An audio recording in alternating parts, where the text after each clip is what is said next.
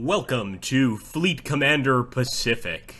For ease of access, today I'm going to actually be showing you the game and how to play it with a hot seat game. So we're going to be playing as both the Japanese and the Allies, just so you guys kind of understand exactly what's going on. Now, as you can see, there are a number of different scenarios we can go for, and this game is in early access, so there will be more scenarios to come. However, we are going to jump into the Coral Sea scenario today, and it's a very, very short, fast scenario to sort of get you acclimated to the game, and I hope we can show you some important tips. So, the initial Fleet Commander turn, and of course, the way this game works is alternating turns. We've got two different actual kinds of units, well, more than two, but let's just specify the two most important ones, and those are air flotillas and naval units. Now, both air flotilla and naval units can control victory points. So let's go ahead. We are simply going to accept our air flotillas, both for the Allies and for the Japanese. And we're going to start here with the Japanese side. If we take a look at these regions over here, these looks like sort of hexes. These regions denote victory points. And of course, each region has a different victory point, bonus or advantage, etc. I believe this region over here in the Coral Sea is about 3 victory points, whereas these subsequent regions are 2 each. Now, we've got a patrol stage, and this is, of course, the first stage. Now, what we're going to do is we're going to take a look here at the units. It's important to note one thing, and that is that not every single one of these units are out to sea. Some of the units that you see in this stack are actually in the naval base over here at Lai.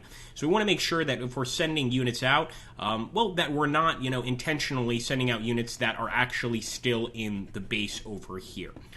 So for instance, if we take this unit, we see these 5 units, as you can see near Base Island Base Lay.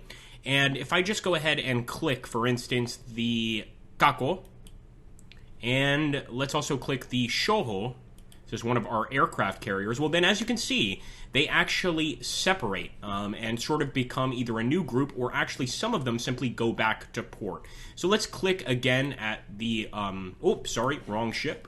Let's go back here. Let's click again on the Haguro. And as you can see over here, this has split this other group into 2 separate groups as well. Now, let's say we want to go ahead and merge them together. We just simply click. So as you can see, click 1 away, click 2 away. We've got 2 separate groups. And of course, if you want to do that, you can. But if you want them together, you simply click again, and they're all merged together. Now, to control the victory points that are available in these areas, you can use either naval units or you can use air fleet units. However, some of our naval units are patrol units, raider units. Now, raider units cannot actually take a victory point zone, and the reason is because they are going to leave and they are going to return back to their port so that victory point will be open. No, we need to take an actual fleet, and we can do that with the patrol ability. We're going to go ahead, eyes over the Coral Sea here, and I'm just going to left click. And as you can see, I'm sending this fleet up here, the one that we had at the Meolotep area. And so this is quite a strong fleet with the Haguro, the Mayoko, the Shokaku, and the Zuikaku. And if we actually just take a look at those, we can mouse over them and get additional information about all of these different ships. I'm also going to jump over here to this task force, and you know what? I am going to bring them over here as well, with a little bit of a change, and that is, I am going to leave that ship there, and I'm going to leave the Kako here, because I want some ships left behind to defend this zone from the enemy. So let's go ahead and, my apologies. Let's leave the Cagoose. I want to bring all of my carriers, and the Kako. There we go. So we're going to leave those 2 back there, and these will naturally merge with our existing fleet. And hopefully, this fleet is going to stand up to whatever the Allies send at us. As you can see over here, and we're going to touch on that in the land-based air movement phase, but we also have some invading forces, the MAR Kure. The way it works in this game, to be very simple about it, and we're not going to go deep into land combat during this video, but essentially, if the Allies at Port Moresby, number 1, we would have to control this sea zone. Number 2, The Allies at Port Moresby, let's say they had 1 unit. In this case, they have no units. We would simply attack and we would take it. Essentially, 1 unit would cancel out one of the enemy's units. So if you had nobody there, then 1 unit would capture, but also be canceled out. I hope that makes sense. And again, this particular scenario really doesn't have much in the land movement phase, so we're not going to worry about it too much. Now, I'm pretty much done with patrols. It's important to mention, though, that there are 2 different kinds of battles. There are night battles and there are day battles, and depending on when you send out your patrols or what your patrols consist of, that is going to be something you want to consider. In fact, if you want to, you can use this bottom screen right here to kind of just look through your air groups, look through your battleship groups, etc., and get an idea of, what's going where, who's where, etc. So I'm going to take a look here. I can also filter out all Japanese units, and I am going to click Done. Now, of course, we are turning over to the Allied commander, and he's got this massive, massive fleet here, quite a few CVs as well in this fleet, and I would think as the Allied commander, the most important thing would be to destroy this Japanese fleet. And here's the interesting thing, is if we look over here, we've also got a task force. Now, I think it's really important to mention this.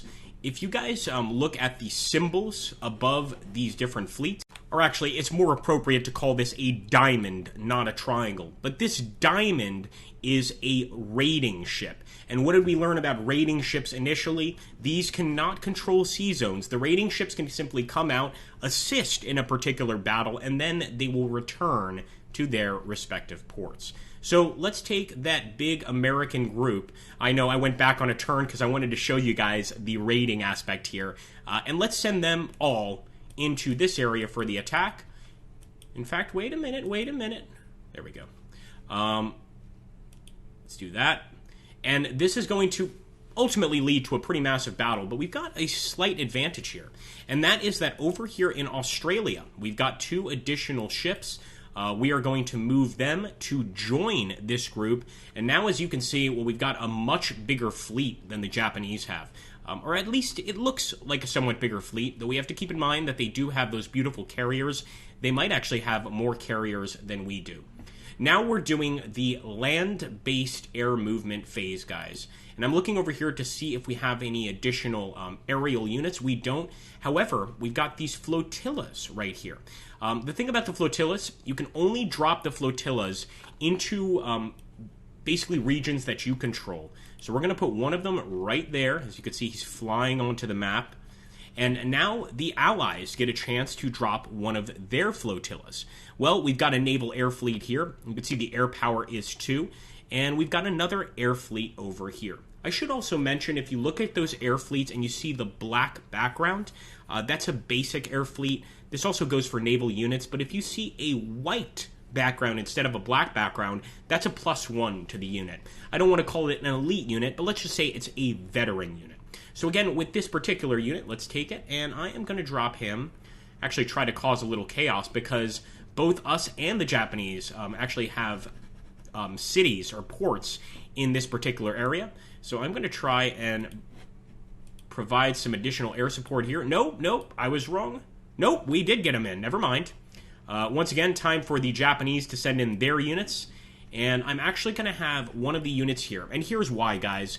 One cool thing about this game is that whether it's an air fleet or a naval fleet, as long as it's not a raiding fleet, it can capture this area. So if we're the only unit over here in the Marshall Islands and we just have this air flotilla, that's enough for us to take control of the region.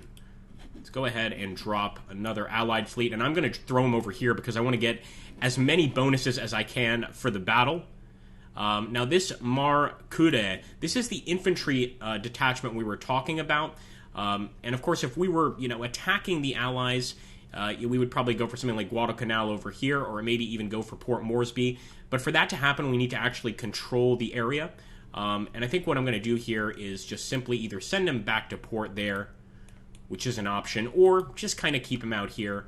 Now, here's the other thing, is if he gets in a battle, like let's say an American naval unit comes over here and starts fighting them, they'll have to destroy these ships before they try and destroy our troop carrier. Again, though, in this particular fight, the troop carrier is not going to really be of much importance.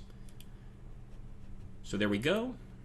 Now we get into the raiding phase, and this is one opportunity to really get in here and change the courses of certain battles. Basically, the raiding phase is your last chance at maybe throwing a wrench in the works and saving existing fleets or making some last-minute moves.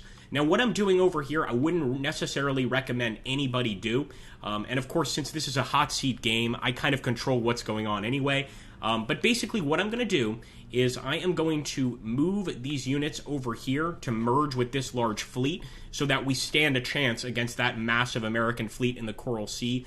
The reason this is not a wise move and not something I recommend you guys do is this leaves the South Pacific Ocean area pretty much completely unguarded. So if we do that, we do still have some air fleets here, and again, they can defend the area, but for all intents and purposes, we're leaving this area unguarded. So I'm going to go ahead and, can we launch a raid? Yes, we can. Beautiful.